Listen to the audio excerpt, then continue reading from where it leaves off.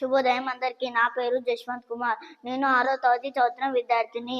ఈరోజు వర్షం కవి పల్ల దుర్గయ్య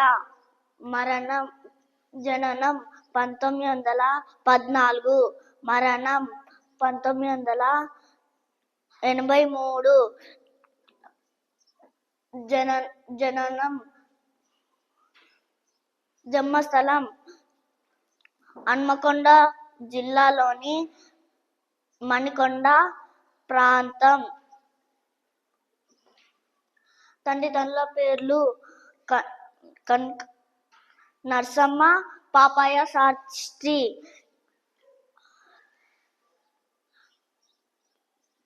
రచనలు పాలవెల్లి గంగిరెద్దు.